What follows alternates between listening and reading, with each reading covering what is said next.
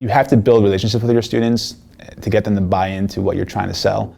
Mathematics is tough for kids, tough to get them to buy into. And so if you can build these relationships, it makes it a lot easier.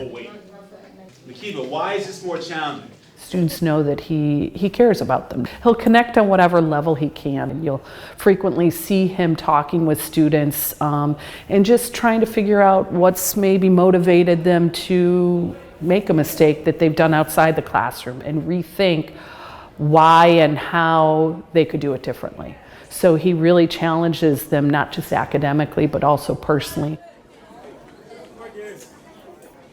Our school, Marble Hill School for International Studies, was opened in 2002 as one of the first small schools in the Bronx. We have over 30 languages in our student body of 440 students. Our goal and mission was really to make sure that we were bringing together mainstream students with English language learners in a very deliberate model. I think it's very important for the younger students to have someone that they can relate to. I think especially when it comes to a lot of the students in our school who are English language learners, to have someone who speaks their language, who has been through a lot of the same difficulties. I also think it's very important for stronger students to work with weaker students. You're going to have one scribe, which means one person writes.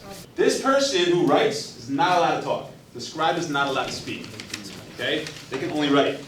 The other two members in the group who are not writing, they are allowed to speak and discuss the problem, but they're not allowed to write anything, anywhere. You guys ready for the first equation?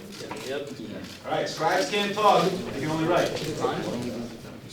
We know our students love games. I mean, from video games on to board games, card games. He had his wife's possible investment portfolio that he had presented to students. He had developed this into a project for his class and had them analyzing what would they make by each investment and thinking of your future. I try to really dig into their natural inclination to solve puzzles. They can be successful with one concept in mathematics. I can use that to get them to be successful in other concepts.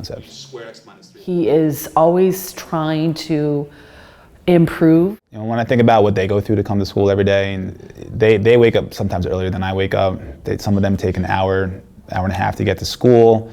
They have younger siblings that they take care of. They help out with their families. You know, they work really hard. And so I think I owe it to them to work really hard too. This is 4AX. I love to see students excited about mathematics. I love when kids come in early and to discuss math problems.